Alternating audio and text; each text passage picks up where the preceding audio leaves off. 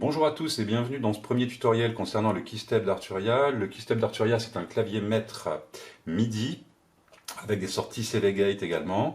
C'est un clavier 32 notes, 32 touches qui sont sensibles à la vélocité et à l'aftertouch. Ce keystep nous propose un petit panneau de transport ici. Nous avons ici 3 rotatifs qui vont permettre d'agir sur un séquenceur ou sur un arpégiateur.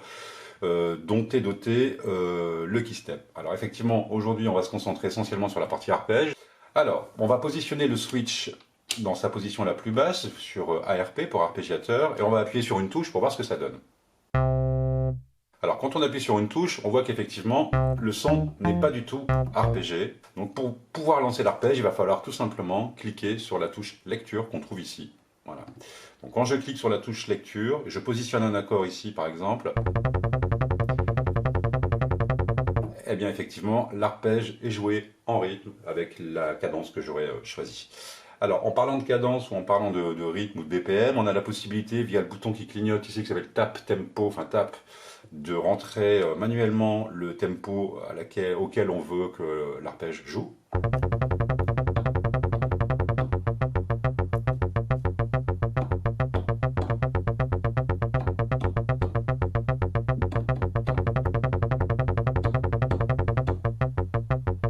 Voilà, donc on s'aperçoit également que lorsque je lâche les touches, l'arpège cesse d'être joué.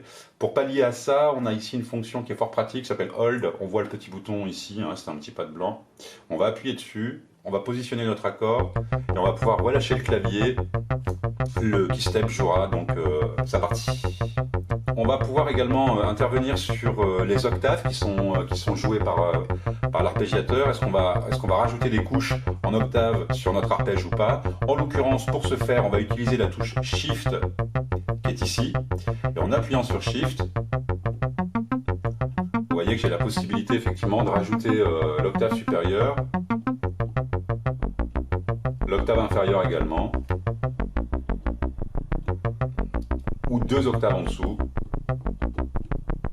ou même 3 octaves en dessous, et il en va de même pour les octaves supérieures. On va pouvoir monter à 4 ou 5 octaves supérieures ajoutées par couche. On va pouvoir sélectionner la longueur de la note jouée, la longueur sur laquelle elle est perçue, et on va pouvoir également sélectionner un décalage temporel, un swing à appliquer à notre arpège.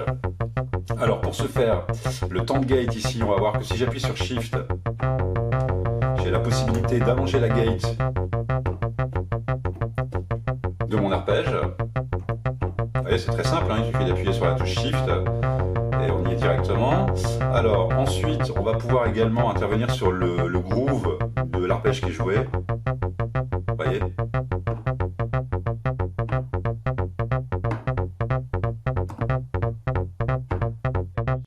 Supposons que je veuille rajouter par exemple la 7e majeure à mon accord de Do que je viens de jouer.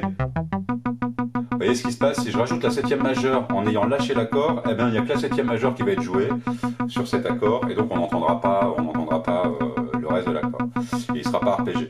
Pour pouvoir ajouter des notes à la volée, eh bien sachez une chose, je vais positionner mon accord de Do majeur ici. Si je veux ajouter une 7e majeure, il me suffit de tenir gardé au minimum une note, comme par exemple ici, je garde le Sol appuyé.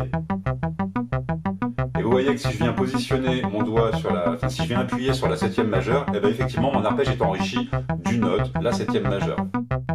Alors maintenant on va voir les différents modes que propose l'arpégiateur. Donc en premier lieu, on a le mode up, le mode down,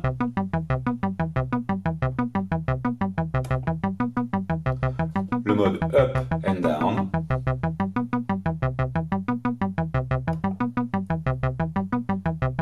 un mode exclusif, le mode random. On verra que le mode random, on a la possibilité via le MIDI Control Center, on va pouvoir sélectionner 3 choses différentes de façon à affiner notre random ou pas. Voilà, on a ensuite en 6e mode le mode order, donc là tout simplement l'arpège est joué dans l'ordre auquel ont été appuyées les notes, pardon, je vais y arriver.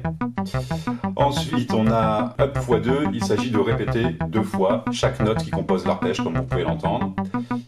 Et le dernier mode, le 8e mode, c'est le mode donc down par 2, donc on va multiplier par 2 les notes qui sont entrées dans l'arpège, qui composent l'arpège, et on va descendre l'arpège vers le bas. Alors avec le keystep d'Arturia, on a aussi la possibilité d'arpéger des accords. On a un mode corde qui se trouve ici. On va y accéder grâce à la touche Shift.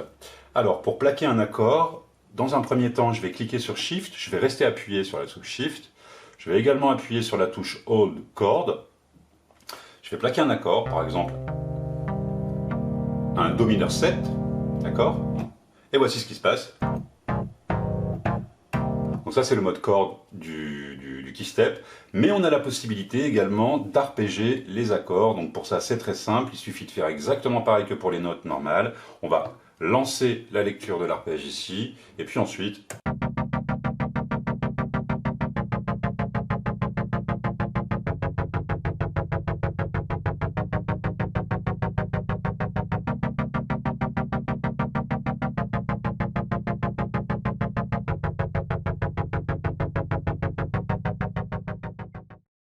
que vous dire de plus? On trouve ici encore 2 rotatifs. Le premier rotatif rate va me permettre de sélectionner avec le rotatif le tempo plutôt que au tap. On a vu tout à l'heure qu'on pouvait rentrer le tempo avec le tap tempo. Et ben on peut le rentrer aussi comme ça. Voilà. On a ici la division temporelle à laquelle est joué ou répliqué ou interprété plutôt notre arpège. Vous voyez, avec des triolets par ici. Et alors, dernière fonction fort pratique dont je voulais vous parler, parce que c'est quand même fort pratique sur les différents rotatifs. Ces 2 rotatifs-là, on a la possibilité d'aller chercher n'importe quelle valeur sans déclencher les valeurs intermédiaires. Vous voyez que si je vais aller chercher par exemple le 8e de temps en ternaire ici, en triolet, je suis obligé de passer par les autres items, et les autres items sont forcément déclenchés par, enfin en tout cas interprétés par l'arpégiateur. Alors pour pallier à ce problème, on va appuyer sur la touche Shift, et vous voyez que je vais pouvoir tourner mon rotatif, il ne se passe rien du tout. Et effectivement, la division temporelle sélectionnée va être appliquée uniquement quand je vais lâcher le bouton Shift. Quand je vais lâcher le bouton Shift, pardon, je bafouille. Vous voyez ? On va répéter l'opération. Donc là, je tourne le rotatif, il ne se passe absolument rien. Et quand je lâche la touche Shift, voilà. Et c'est également valable pour le mode, ici. Vous voyez que le mode ne change pas. Pourtant, j'ai bien tourné le petit rotatif qui permet de sélectionner entre les 8 différents modes, pardon. Et voilà.